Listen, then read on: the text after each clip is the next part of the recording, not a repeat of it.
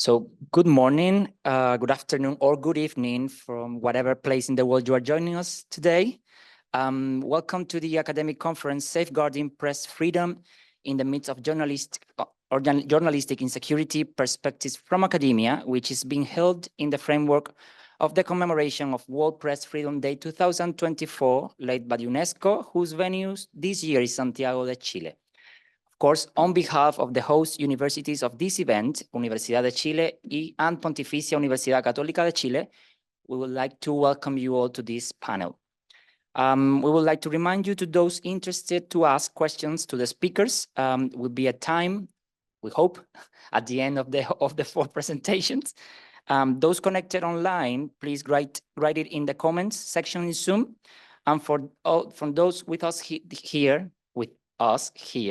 I will allow you to use the mic by your hands up, and I will give you the mic to question. So let's begin. Let's start with our panel: war, political scandals, and fake news, threats to journalism and press freedom around the world.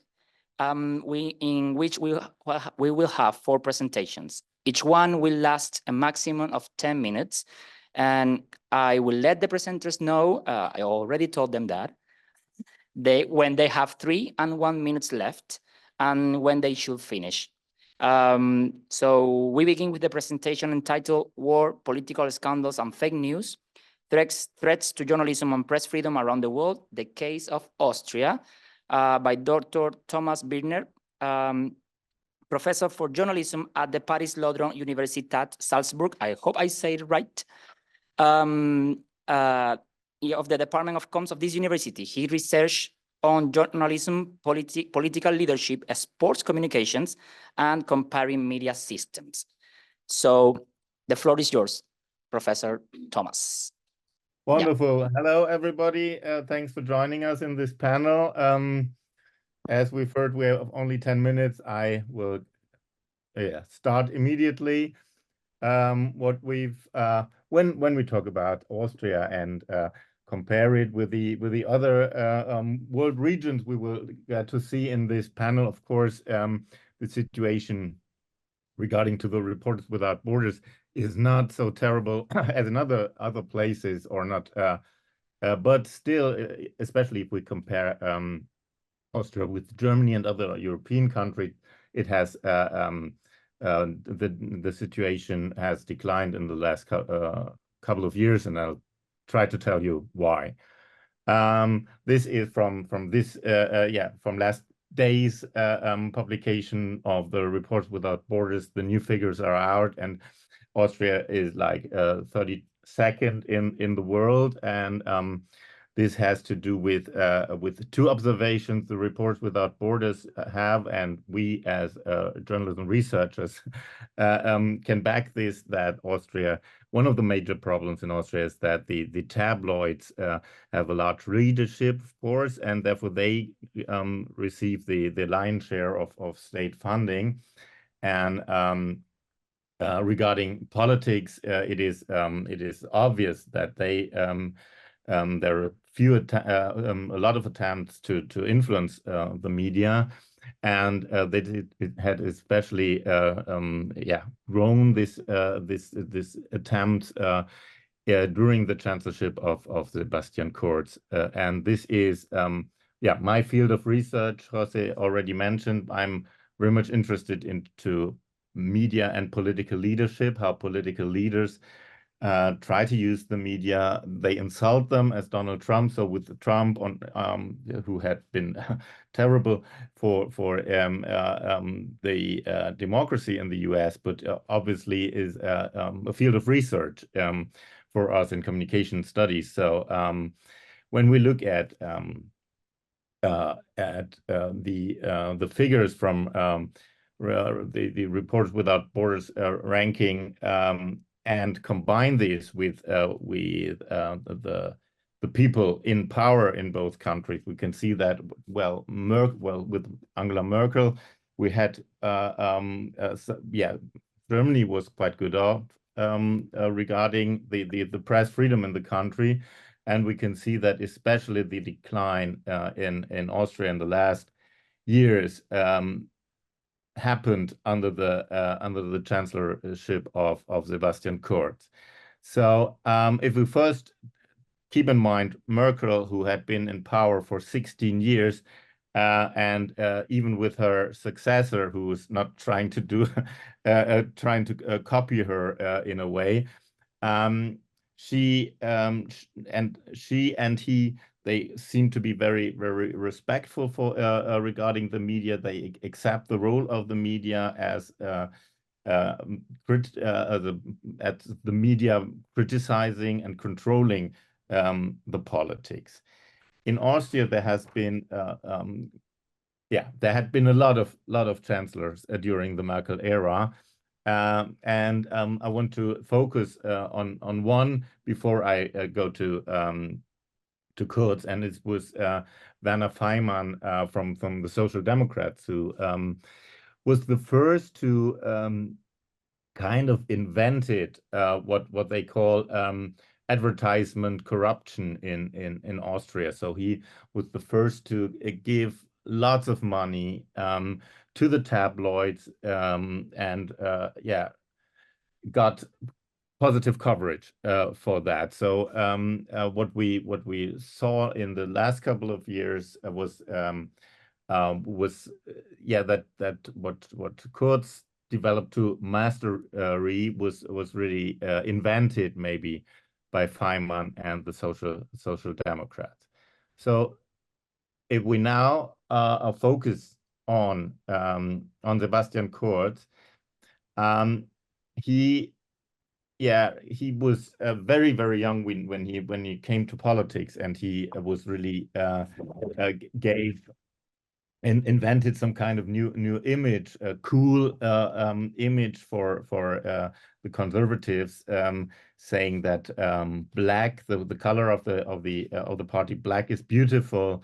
Later changed the whole the party, and they made it his party. And what one of the critics, one of the experts of Austrian media, said that it was around 2015 when they opened the money tap, especially in the Ministry of Finance, where one of his best buddies was placed, and they opened the money tap for the tabloids in 2015 and started to get the media, especially the tabloids, but also others, in a very close relationship to the media. That was what happened in that period of time, or from then on. And he went into he became chancellor, and he was very, very popular, especially his way he treated the refugee crisis and tried to get rid of immigrants. That was very popular at the moment. He solved the right-wing politics also of his coalition partner. But when his coalition partner went to Ibiza to sell parts of the media and to Russian people, that was a fake video, that was a fake situation, but it was recorded, and that became the biggest earthquake in Austrian domestic politics since the end of World War II. But Kurz survived this scandal. He was re-elected, but then it was revealed that lots of chat messages, above all WhatsApp messages of Thomas Schmidt, who was his best buddy in politics in the finance ministry, and journalists and publishers were published in 2021, so he had to resign, and we're still working with this, and we still get information, lots of information about the the situation, the closeness between media and politics in that era. And so my colleague at Vienna University, and he's also president of Reporters Without Borders in the ministry in Reporters Without Borders in Austria, Fritz Hausial, he said that the Kurz people had no interest in a balance of power between the government PR and independent journalism, though. So they wanted to produce dependent journalism. That's the observation. So if I'm about to sum up this, I would say that we can observe a dangerous closeness of politics and journalism, especially feeding the tabloids with a lot of money has also given more and more power to populist movements, general polarization of Austrian society. And that goes hand in hand with the financial crisis of journalism we all observe around the world. So they know that the media in Austria are also in financial problems. So that opens the door for even more corruption. And so even if we get to know about more difficult situations of journalism in the next presentations of our panel, I want to make the point that even in a country like Austria, we have to be aware of the pressure journalism faces here. And with that, I thank you for your attention. I hope I'm on time. You are more than perfect. Thank you. You have 2 minutes spare, even. Okay. Now I give it to Magdalena, who's from my clock I'm perfect on at 10 minutes. Thank you so much, Professor Birkner, for this presentation. And as you already announced, let's continue with Dr. Magdalena Saldaña, Associate Professor at the School of Communications of the Pontificia Universidad Católica de Chile, with the presentation entitled Threats to Journalism and Press Freedom in Latin America. Okay, thank you so much for being here this morning. This is great. My name is Magdalena Saldaña. I'm an associate professor here at Católica University, but I'm also the associate director of the Núcleo Milenio MEPOP and an associate researcher at the Institute for the Foundation Research of Data, EMFD. So thank you very much again for being here on a Saturday morning, for joining us in person, for joining us on the Zoom link, and also for those who are going to see this on YouTube afterwards. I've been told to talk about the threats to journalism and press freedom in Latin America with a specific focus on Chile, of course. So let me start by asking, you get a click on the, yeah. How is it to be a journalist in Latin America?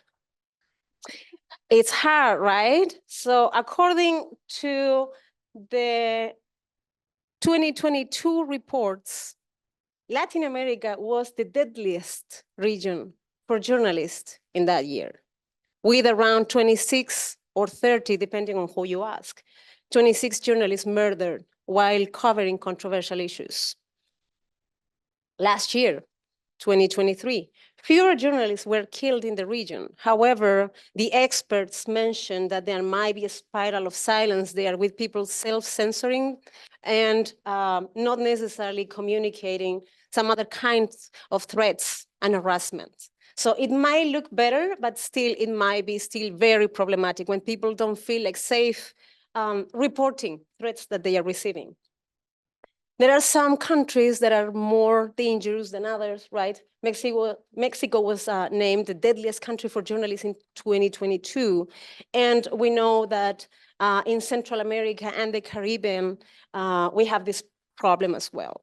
There are some other kinds of problems. So depending on the country, you're going to encounter government pressures, political elites pressures, economic pressures, censorship and self-censorship. In Cuba, for instance, you know, like we have problems with those who are against the regime. And in Chile, one of the most important problems that we're facing in the last years is the media concentration, media ownership. So depending on the area in Latin America, you're going to encounter different problems. Well, on top of all this, we have now a spiral of fake news spreading in many countries in Latin America, particularly around election time. So in Brazil, in Chile, in Colombia, we've seen this phenomenon, you know, and a profound dissatisfaction with government and political elites. So for instance, yesterday, during the opening session at the UNESCO event at the GAM building, you know, the president was interrupted by protesters who were calling authorities out for the murdering of a journalist that is still unsolved. And on top of that, we have a crisis of legitimacy where people don't necessarily believe in the institutions. So the institutional trust is nowadays very low. I've been doing research on these topics for many years now. So I have this paper with my colleague from Brazil, who's now a professor in the US. So we looked at the problems that investigative journalists face when they try to do investigative reporting in Latin America. And we encountered all these problems, right? Like media ownership, crime, narco trafficking, kidnapping, and of course, murdering. We also have looked with my colleagues, Lourdes Cueva Chacon, we have looked at transnational collaborations in the region and what are the things that we can do and things that we cannot do in order to protect each other. So sometimes you have the story in one country, but it's aired in a different one in order to bypass censorship. But I wanted to show you this report from the Pew Research Center that they say that the US journalists are concerned about the future of press freedom, widespread misinformation, political polarization, and the impacts of social media. So all these problems are, of course, beyond the scope of Latin America. These are like globally shared problems in the US and also in the Latin American region too. So what is important here, and I need to emphasize this, that the spread of misinformation is nothing new. So those trying to bypass traditional journalism, those trying to elaborate, to fabricate false content, they have been there all the time. The thing is that today, with social media platforms, it's easier to get those news contents like viral, spreading, like having a larger scope. So according to the digital news report from last year that is produced every year by the Reuters Institute at the University of Oxford, they have a chapter for Chile. And in Chile, television news used to be the most important source for political information. But around 2019, when the October protests started, TV started losing their legitimacy. So now, what is the most important sources for information? Well, it's the online sources, but including social media. And if you see this change in 2019, social media became more important than TV news to get political information. So what's the problem about this? Well, first of all, one of the reasons that explains this is that the audiences, the news audiences, consume news on their phones. So the audiences are on the internet and particularly on smartphone devices. And then it's easier to get the news on social media because it's free, it's simpler, it's faster. But again, the problem about that is that people are not necessarily using the social media platforms that are designed to consume information. So if you look at WhatsApp, the use of WhatsApp, and that's something that we've been discussing the whole morning, right? The use in WhatsApp in Latin America is way higher than the use in Asia, North America, and Europe. But again, WhatsApp is not a platform designed to consume information, and it's very hard to moderate content there. And you talk on WhatsApp with your friends, your neighbors, your close people. So you tend to believe those even more. So if you already don't trust the news media, if you already don't trust journalists, and you receive news that are not necessarily fact-checked on obscure WhatsApp groups. What do we do? Well, as you are all aware, and also perhaps our international audience is also aware, we've been through 2 constitutional processes in order to replace the current constitution, 2 failed processes, I must say. But there was an explosion of misinformation around these 2 periods. So for the first one, this survey from Datavos revealed that around 60% of Chilean citizens were aware that they encountered fake news at some point. Imagine those who were not aware. It was probably even higher. And when they asked them, like, which the sources that you use to get news about the constitutional process, they said, well, social media, Facebook, Twitter, Instagram. So people are getting political news on social media, but they are aware also that they are receiving false content. In the Núcleo Millennium EPOP, which is the center that I'm associate director for, we've been studying this phenomena as well. And we found that false claims about the proposal, such as they are gonna get your house, they are gonna get rid of national symbols like the national anthem or the flag, those were believed mostly by those who rejected the proposal. So, can we blame misinformation for the referendum results? Well, the short and definitive answer is no, we cannot. However, we have empirical evidence that there is a strong relationship between rejecting the proposal and believing false claims about it. At least for the first one. We're still analyzing the data for the second cycle.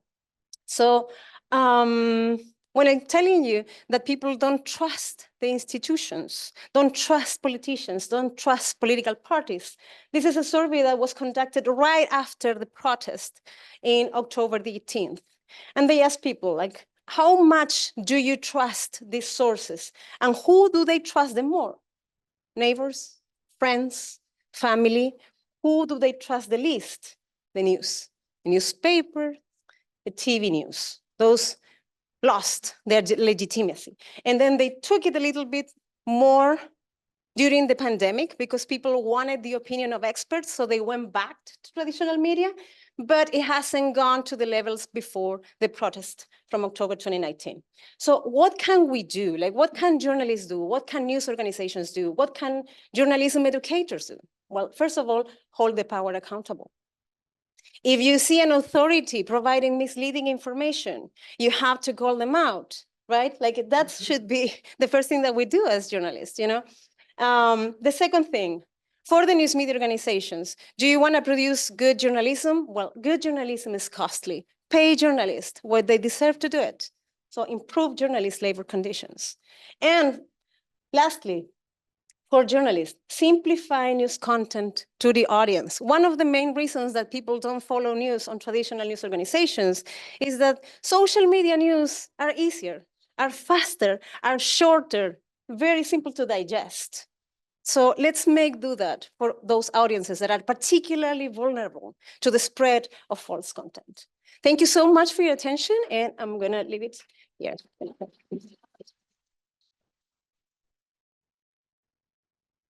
I have to say that I have the best presenters today, all on time. Thank you, Professor Saldaña, for the presentation. And let's continue immediately. I would like to introduce Dr. Dariya Orlova, Assistant Professor at the National University of Kyiv-Mohyla Academy, Ukraine. Hope I said it right. With the presentation entitled Ukrainian Journalists in the Midst of Full-Scale War, an assessment based on UNESCO's journalist safety indicators. So, Professor Orlova, the floor is yours. Thank you. Let me share my screen. Just a second. Can you see it well, my presentation? Okay, great. So first of all, I want to say that I'm really happy to join our panel. Of course, it would be even better to be with you in person, but I'm still grateful for this opportunity to join online, and I'm joining from Ukraine. I'm going to present the findings of the study commissioned by UNESCO, which is dedicated to the analysis of threats faced by Ukrainian journalists, mostly caused by Russia's invasion that started in February 2022, but is still ongoing and, of course, still impacting Ukrainian journalists and journalism. This is actually the first or maybe the second public presentation of the report findings, I guess, yesterday because of the celebration of the Day of Freedom of Speech. It was presented in Ukrainian, but it's the first presentation to the international audience. And the study actually focuses on the year 2022. And of course, the data might be perceived as outdated, right? So why should we bother that much about what happened like 2 years ago? At least that's the logic many people find themselves in these days, like so constantly changing news, constantly changing context.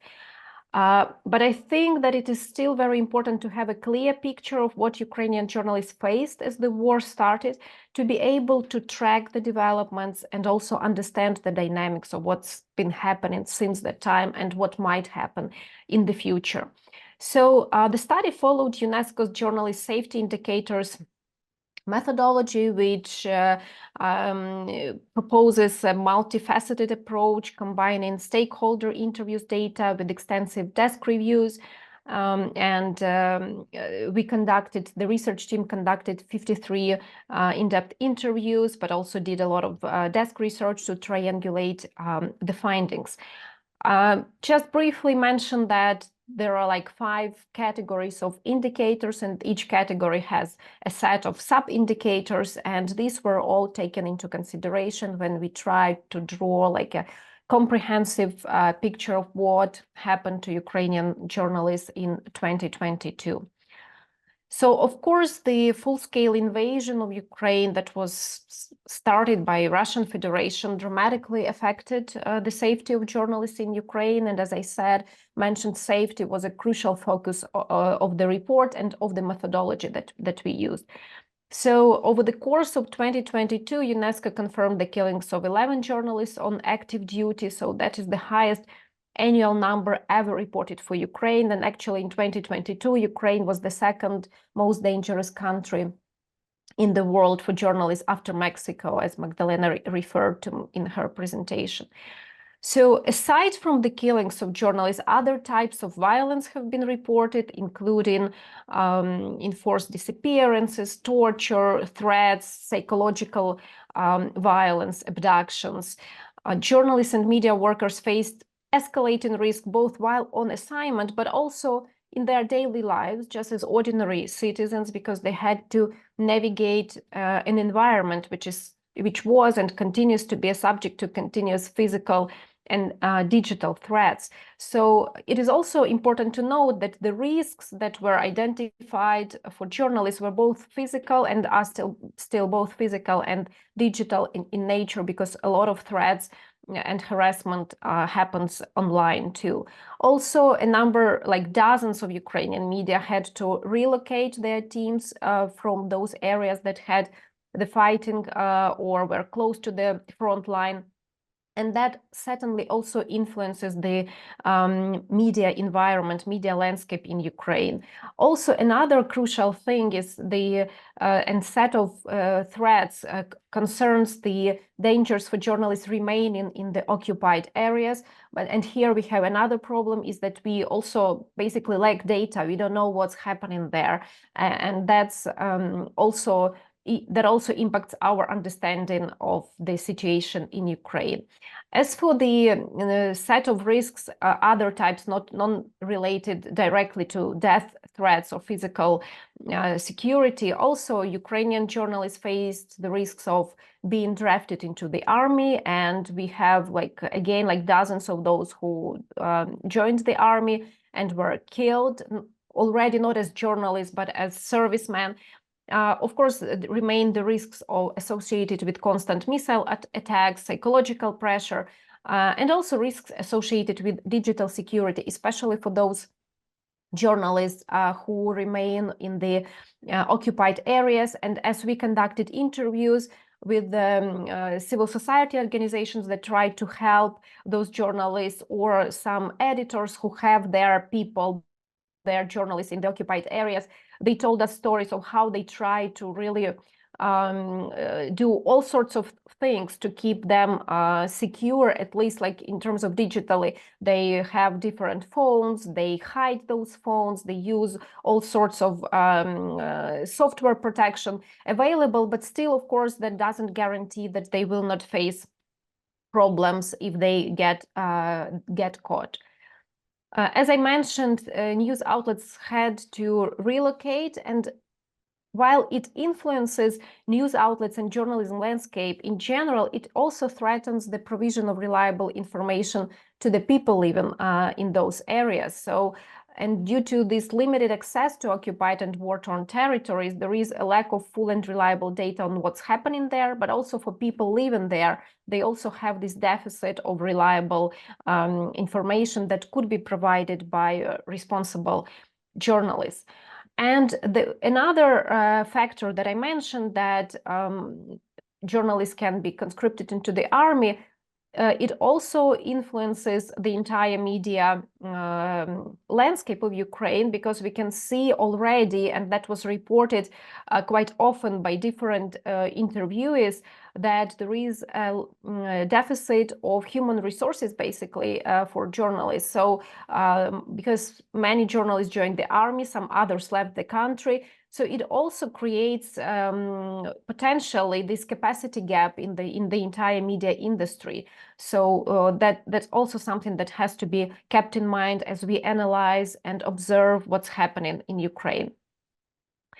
So, of course, civil society organizations tried to step in and help Ukrainian journalists, especially those journalists who work for media that do not have a lot of resources, and that was quite helpful. But I still think that it's important to emphasize that when we analyze the rules that are there in place, the safety protocols that media have, we can definitely see a huge difference between media who have substantial resources, and in most cases these are international media or offices of the international media in Ukraine, and but the situation for Ukrainian journalists working for the majority of Ukrainian media is quite different. So they can get like a helmet, some protective gear from NGOs, but they cannot have substantial insurance, for instance. And very often their media do not even have like written protocols. They have something that they agree upon. They know which practices would keep them safer, but there is a lack of this regulation and institutionalization. And I'm afraid, even though these are findings from 2022, that not much has changed in that respect, because again, it's a matter of resources, and local media and local journalists have incomparably fewer resources to ensure safety to the extent it is possible.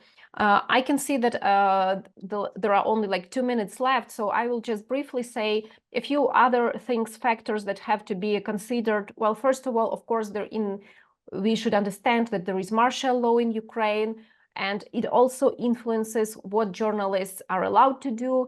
It also certainly influences the self-censorship. And of course, many Ukrainian journalists face a lot of dilemmas because they are citizens of the country that is being attacked, and they do not want to do any harm to the country. And of course, it sometimes might go in conflict with their professional identity of what they should report. As I said, newsroom needs and logistics is also something that has to be considered. And of course, although of course now the situation is a bit different, it's a bit more stable. Journalists and media got used to what happened, but on the other hand, we don't know what's going to happen next. And if, for instance, Russia advances further, that will create more challenges and more problems to the media and journalists that are living close to the front line. I mean, if the front line is going to be pushed. as I also mentioned already, but I want to emphasize once again, this lack of information and data, especially on what's happening to journalists in the occupied areas, is really something that has to be monitored. And I don't know to what extent it can be addressed, but that's important to keep in mind that we don't have like a full picture of what has been happening to Ukrainian journalists. We also... Sorry, Professor, you have 2 minutes left. Yeah, thank you so much. Also, I just wanted briefly to mention another thing that we looked into, the gender aspect of the safety regulations and policies that are in place, and we could see that the proportion of female journalists covering the conflict increased in 2022, partly due to male journalists joining the armed forces. However, the majority of security and justice-focused initiatives aimed at enhancing journalist safety, both domestic and international, failed to incorporate a gender-focused or intersectional approach. And another crucial finding is that in 2022, the provision of resources to enhance journalists' physical, digital, and psychological safety were a priority focus for all stakeholders studied in the report. And this strategic collaboration to integrate international best practices to maintain a holistic security approach is necessary for the continued support of journalists and media workers in Ukraine. And as like my final point is that, of course, the situation is dynamic and much has been changing and continues changing and evolving, but it's important to understand like this whole process, and it's important to understand the shifts that are happening, why they happen, and what they can bring to journalists. Thank you so much for your attention.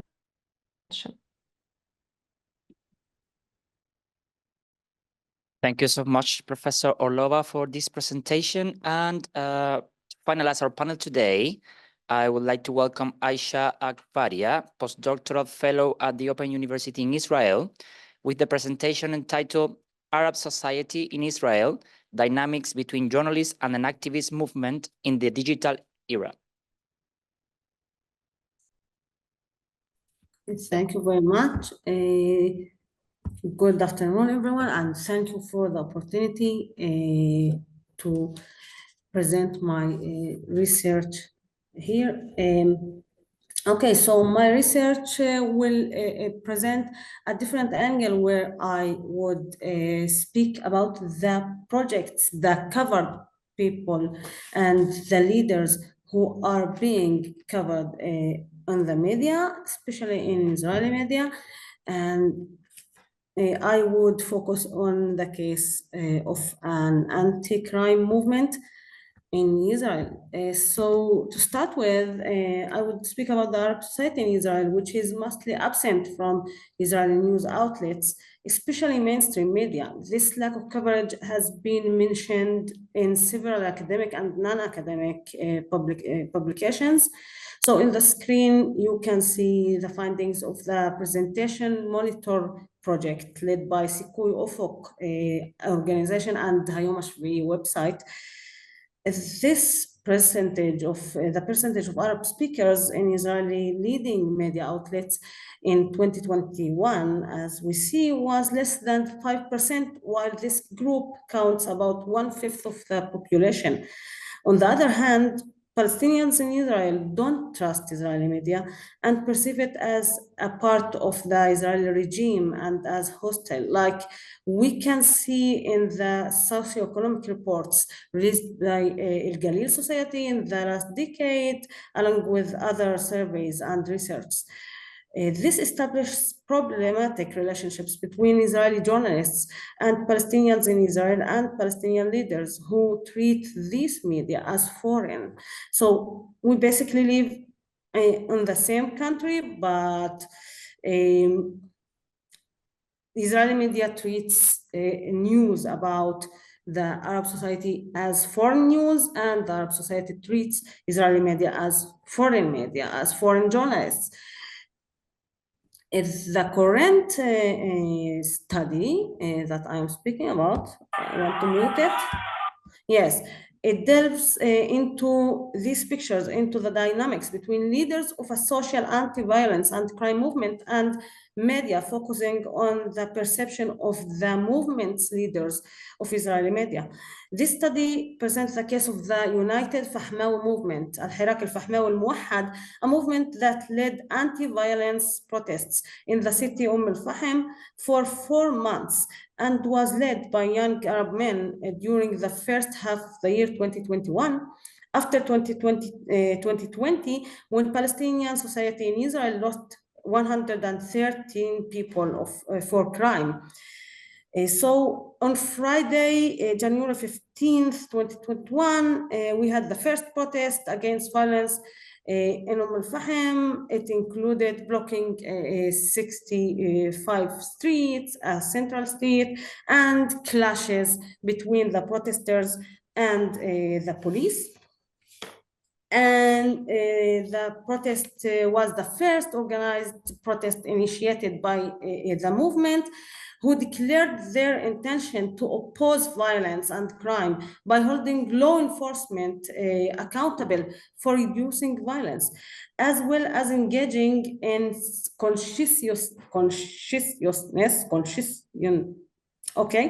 raising activities within society. Over the course of almost 3 months, the movement organized weekly protests on Fridays, most of which were dispersed by the police, resulting in the arrest of several protests and activists. The peak of this protest is what we see in the screen, was a national demonstration held on Thursday, March 5th, 2021, which drew participants from all over the country. Prior to the demonstration, police roadblocks were placed to prevent entry into the city. According to the movement, the police tried to suppress a non-violent protest. Though it should be noted that the police spokesperson presented a different version of the events, claiming that the protesters engaged in violence and vandalism, justifying the use of dispersal tools such as tear guns, stun grenades, and rubber-coated bullets. So to get to the media use and perception of the movement, there is only one official platform used by the movement, which is its Facebook page. And I'm trying to understand this movement's perception as well as dynamics with Israeli media and media in general. And I conducted qualitative content analysis for the Facebook page, along with 2 interviews with leaders of the movement, which was hard to conduct because they suspected the research, and I had one interview which was not recorded due to the interviewee's request. So to guarantee their privacy, their names, ages, and field occupations will not be mentioned in any of the research materials and in this presentation. Okay, so first of all, the interviews perceived all journalists working for non-Arab Israeli media as memory and narrative agents who intentionally present an anti-Palestinian narrative, including Arab journalists working for governmental media streamed in Arabic. The interviewees reported fear of manipulations and twisting their claims about the Israeli government's responsibility over the crime crisis in the Arab society. On the slide, you can see a screenshot shared by the movement showing a report from Hayom HaYehudi news website. It's a Hebrew website that holds this report holds the movement responsible of May 2021 clashes between Jews and Palestinians in Israel, which happened, which were very, very rough clashes. The text accompanying the movement to the screenshot refers to the report as instigator. Second, the movement also presents Israeli news outlet as an integral part of the Israeli regime and refers to them as a part of the Palestinians' identity other. I mean, they also account the Israeli media responsible for causing or for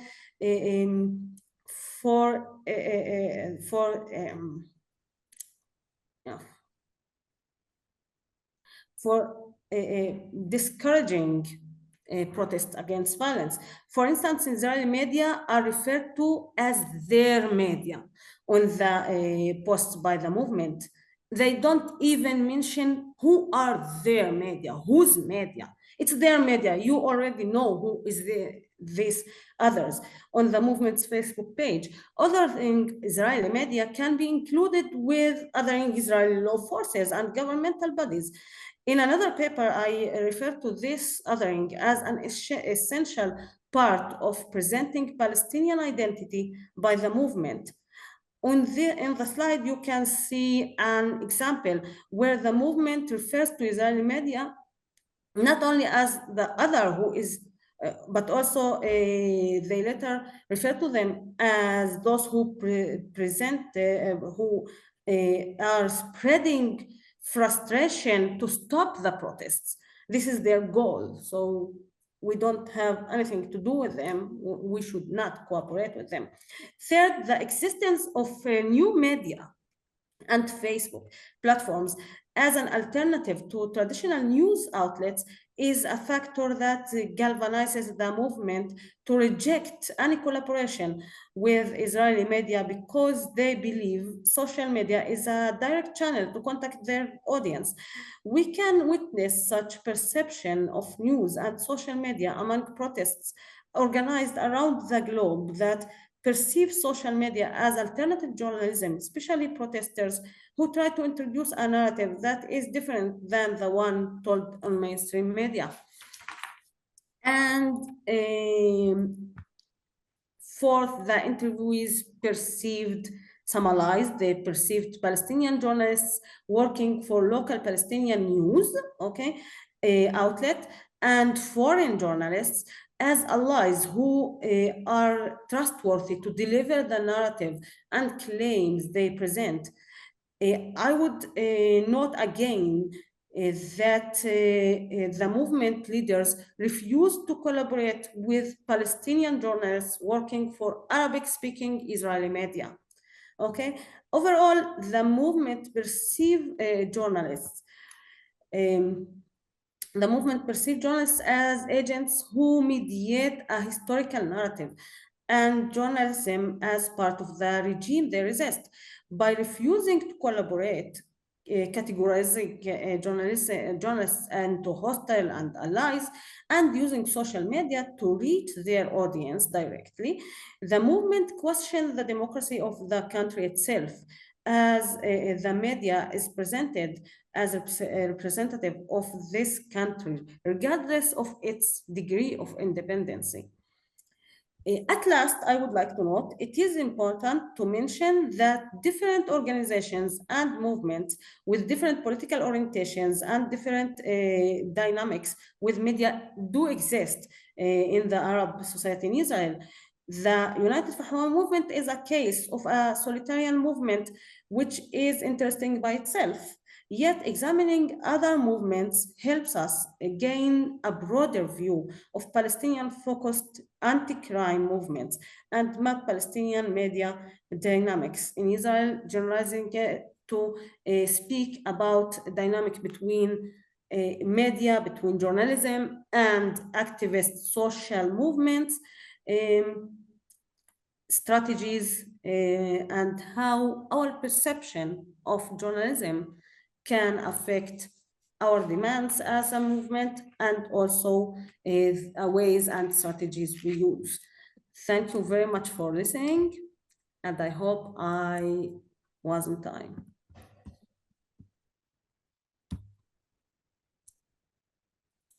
You were perfectly fine. Everyone had minutes to spare. So I want to thank you also, Professor Agbarya, for this presentation. I'd like to thank you all. I have to say that I have the best panel ever. Everyone was on time. And as we were on time, we have a lot of time now for a Q&A session. So we have at least 20 minutes. So if anyone, I would like to remind for those who are connected online that you can share your questions in the message box, and I will be reading it. But if anyone here in the room would like to say something, I have a lot, no, not a lot, but I have some, but I don't want to be the first. Anyone? No? No? So let's break. Okay. So let's start in order. I will start with Thomas. So what changes would you say influence press freedom standards when a new government comes in, based on your research, of course? Well, I think in most European countries, and this maybe applies also for other countries that have a stable political system, not so much can change immediately.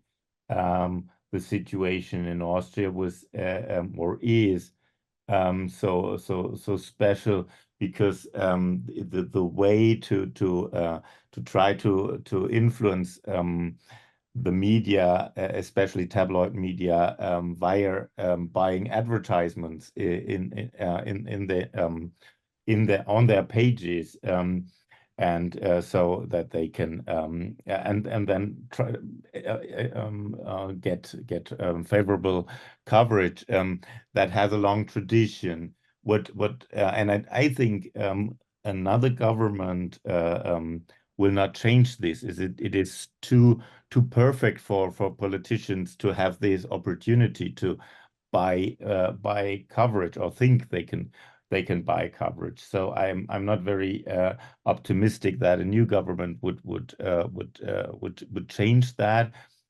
Even worse, if the very right-wing politicians, they have even plans to cut down public service television and radio.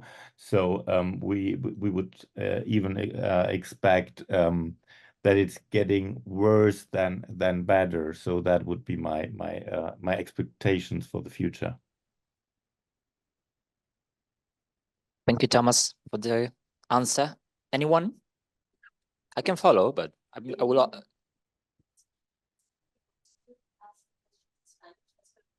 Yeah, we can translate. Yeah.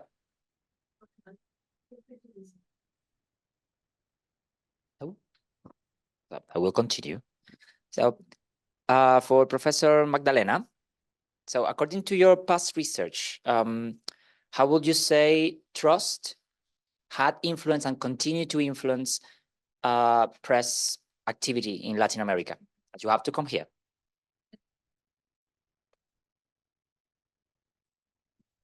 Thank you for your question, Jose. Well, that's a very good question, how trust influences the way that the media do their job, right? Based on the research that I've conducted with some colleagues, particularly in Chile, journalists care a lot about official voices. So there is not a lot of room for citizen sources, for citizen voices, for alternative voices, which is problematic. And also, they don't necessarily care about what the audience feels. So I remember some interviews that I have conducted with journalists, and I'm like, do you read the comments to your stories to see what people think about that? And they are like, no, why would I ever do that? The only thing that I care is what the minister said about it, what the government said about it, because those are my sources. I cannot break the relationship, the trust with them, because then they are not going to give me interviews. You know, so it's this quid pro quo relationship where the audience don't necessarily play a role. So what's the issue there is that if people don't trust journalists or journalism, there is like fertile territory for them to get news from other sources, right? We've been talking about that, like fertile territory for misinformation. But if we see that this relationship, you know, between journalists and sources and audiences are not in tandem, you know, like it's not a virtual circle, then trust plays a very important role. And well, one of the things that we have been seeing in our studies is that trust is really low right now, and there is not necessarily actions implemented to increase the levels of trust in the media. So that would be my answer. Thank you. I will ask again. Yeah, Consuelo. Yeah.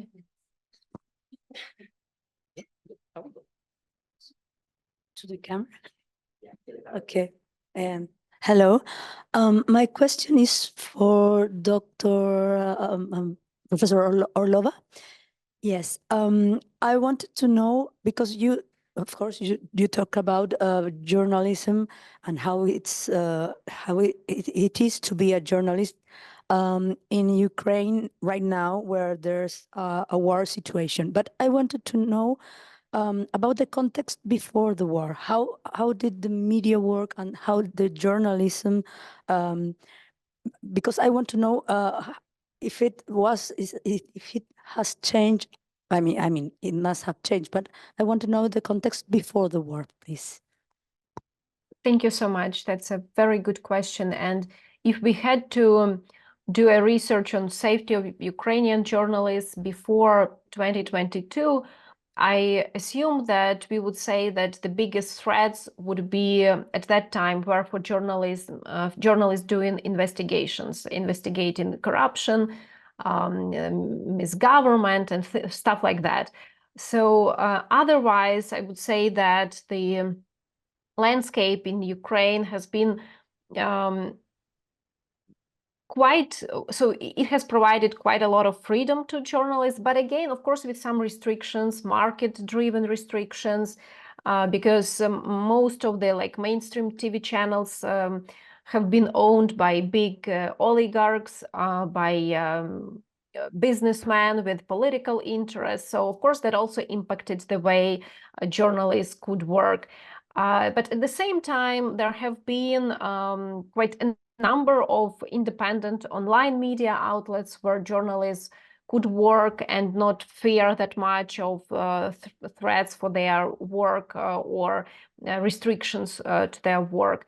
Also, many Ukrainian media have been relying on donor support, which is both, it has its advantages and disadvantages, because the market has not been so well developed, and since the media market was dominated by oligarchs, there was no much room for independent journalists to get funding, to be self-sustainable and self-sufficient. So these were problems. So we had many kinds of problems. Many of them are similar to what my colleagues from other countries talk today about political pressure, about the decline in trust of audiences, about the social media and their impact. So many things that are typical for other countries, I would say. But of course, the war has changed because it's well, it was never expected that it could be of that scale, and it has changed the media market. It has changed the state-journalism relationship. It has changed the position of Ukrainian oligarchs, because many of them had their assets in the areas that are now occupied by Russia, so they don't have that much money to invest into their media as they used to have. So all sorts of things happened and continue happening. So I think it's really quite difficult to predict what's going to be next and what kind of impact we'll see, even in a year. But I always try to be kind of optimistic to the extent it's possible. And some good signs that I see is that still many journalists remained in the profession. They continue doing what they've been doing. There are more opportunities to get some funding now because of the attention of the world to Ukraine, and there is more grant support, and journalists are trying to somehow innovate in terms of management, what they can do. So I hope that the journalism will survive as independent profession, but of course we should be mindful of the challenges and hardships, and including the challenges that concern censorship and self-censorship that will also affect journalism in the future. But thank you so much for your interest and your question. Thank you, Professor, and thank you, Consuelo. We have another question here.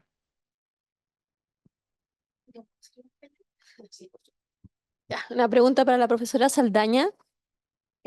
Respecto a lo que tú decías en la respuesta anterior, en la pregunta anterior, que acá en Chile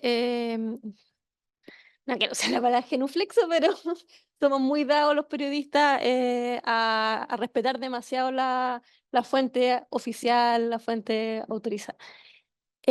¿Cómo combinar o cómo lograr como un buen equilibrio entre tomar en cuenta más las voces de los ciudadanos comunes? Si por otras charlas que hemos escuchado en esta misma conferencia, uno, o sea, y lo vemos a diario, que las personas comunes no se informan o su fuente principal de información es el WhatsApp, las redes sociales, incluso no les interesa informar si les llega por el algoritmo la información. Entonces, como, ¿por qué uno como periodista va a confiar en esa voz?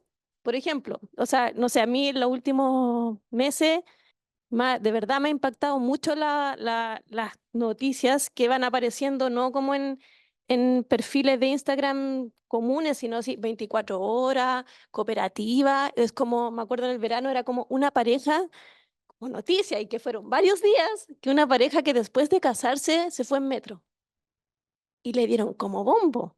O no sé, el gatito que rescataron de no sé dónde, ¿cachai?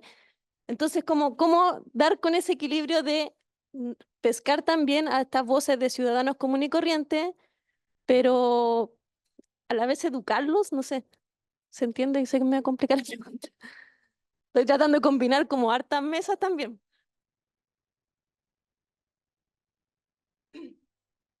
Thank you very much for the question. So basically, the question was about how to combine, right, the need to include citizens' sources, right, but at the same time educate citizens who don't necessarily follow the news, and not to have this tendency to oversimplify the news, right? That's a great question, and I don't have like a recipe for that, but I could say that we have this market logic to produce news, you know, especially since the online sources are more common right now, right? There is this logic to produce news that are clickable, you know, so clickbait is something that we've seen in many, many places. So you were giving the example of this couple that got married and then left by subway, right? Is that real news? Who cares? You know, so perhaps some people do care, you know, but is it important enough to make it to the news? So it's very complicated, because if you think as a journalist that somebody's going to click on that news, then it's news, because it's newsworthy. Some people care. It's going to give me traffic to my website. But do people learn from those news? So then you have the other criticism, right? Like, yeah, but look, these are the news, you know, like, oh, you are not going to believe what Alexis Sanchez did this weekend. And then you click on it, they got a dog. You know, so it's not real news necessarily. So if you ask me, what could be the thing? Well, if we as journalism educators, but also news media organizations and news reporters put more emphasis on public service journalism, I think that would be a little bit different, you know, because what is public service journalism? It's news that you can actually use.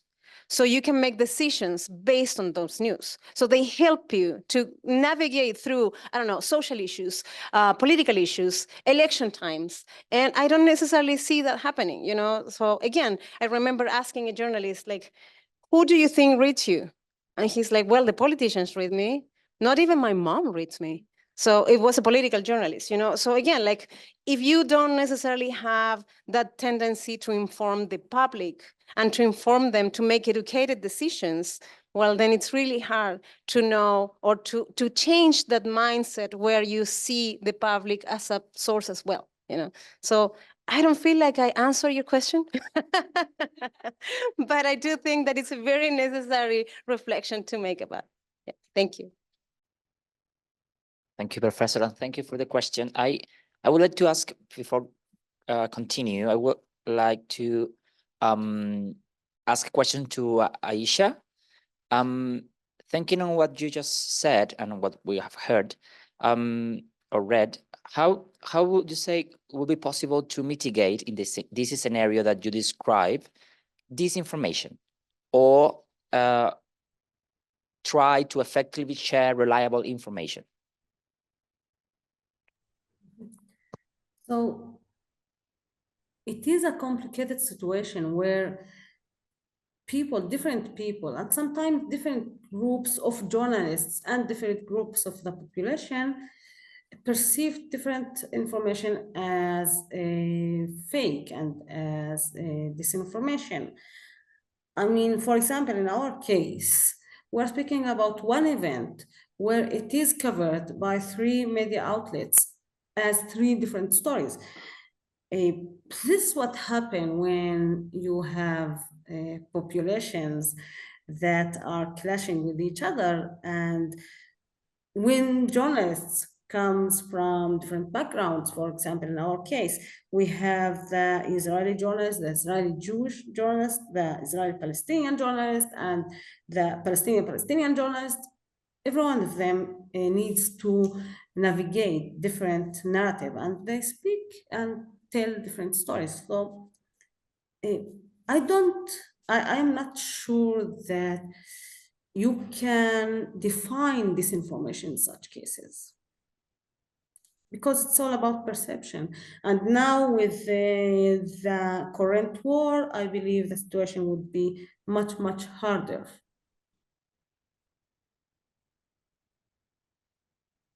Thank you, Aysha. So we have 2 questions and we have 9 minutes. So who would like to begin?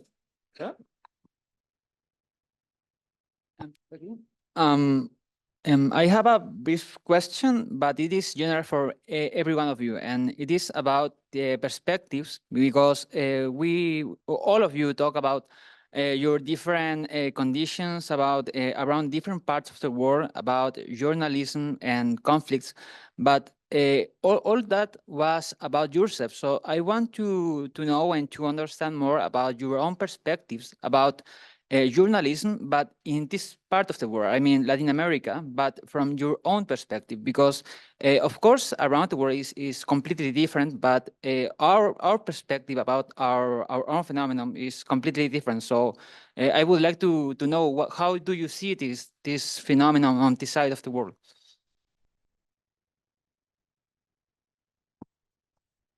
Who would like to jump in?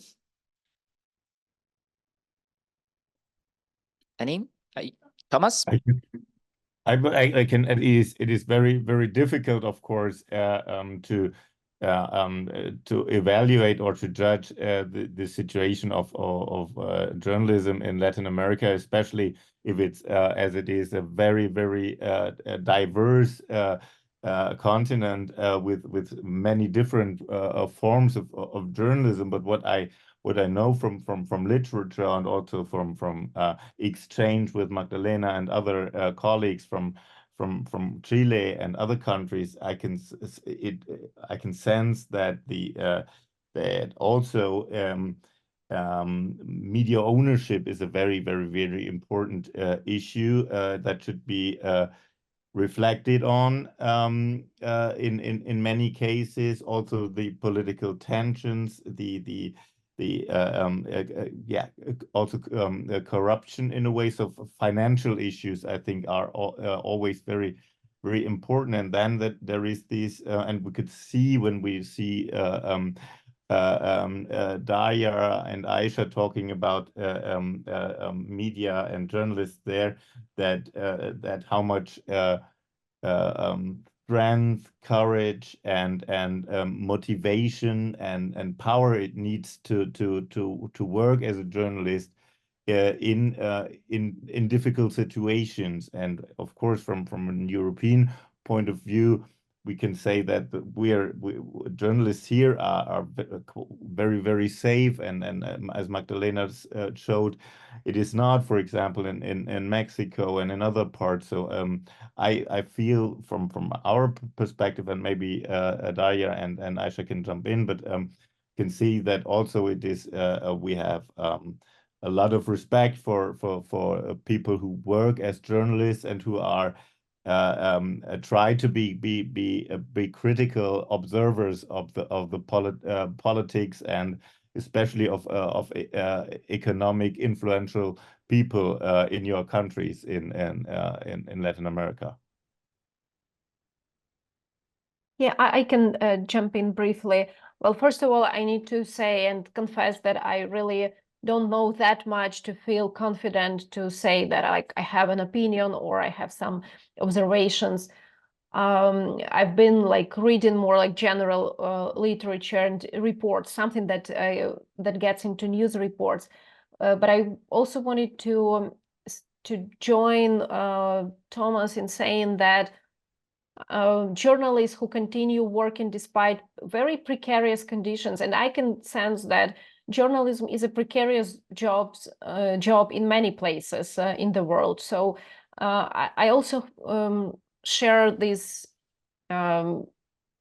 respect. I also have deep respect for journalists continuing doing that. And I think that even if we are not talking about like direct threats and dangers, this very precariousness is already a big challenge, and still journalists continue doing their work.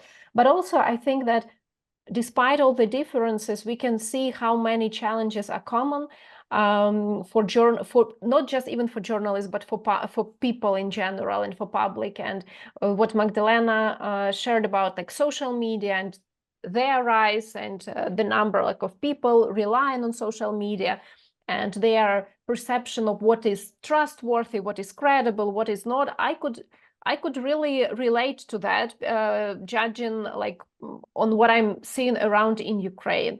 And that also shows us how journalism profession is in crisis, because it, for some reason, which I think that very often are not fair, people do not trust journalism, but also it's a challenge for many countries and for journalists in different cultures. And it's a common challenge. And I hope that there will be more trust and more respect in honest journalism and professional journalism. Thank you, Dariya, Thomas. We only have 3 minutes left. Would you like to ask your question? No. Let's focus on that. Yeah. I'll make it really fast. So I would like to rewind to something that Professor Saldaña said earlier about the persecution of press in countries like Venezuela and Cuba, and that they are not really free. So I would say this is a bit more philosophical question. Would you even call that press if it's not free?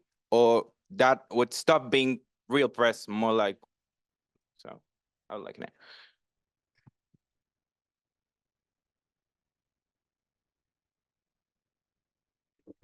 You only have like 2 minutes to say anything about it.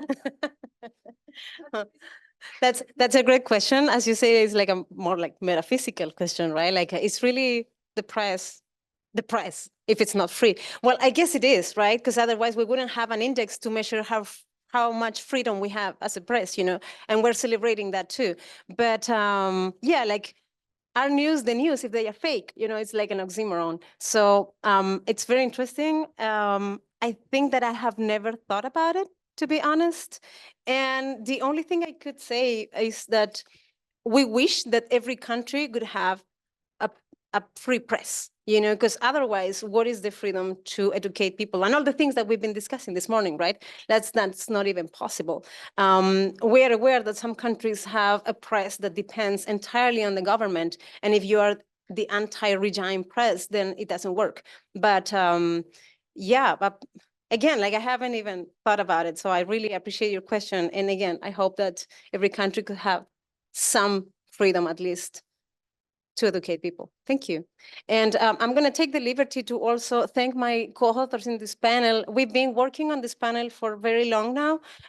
We wanted to show like different threats around the world. It's mostly Europe, well, I'm part of the Middle East. I know that both Dariya and Aysha are going through very difficult times, and the fact that they were able to meet with us today and talk about their research, but also their personal experiences as both researchers, but people who are immersed in the world and political conflicts, it's really, really nice, and we really appreciate it. And thank you, Thomas, because Thomas was the one who put all of us together. So he was the bridge that joined the four of us. So thank you, guys. This has been great having you here.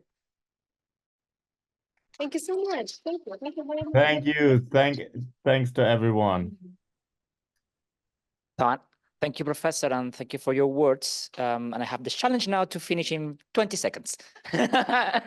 So I would like to thank you, the four of you. It's an amazing, and it was a pleasure to run through this session and to meet you.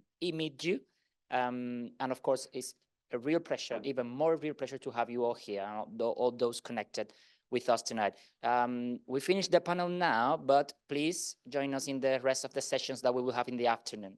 Okay, thank you.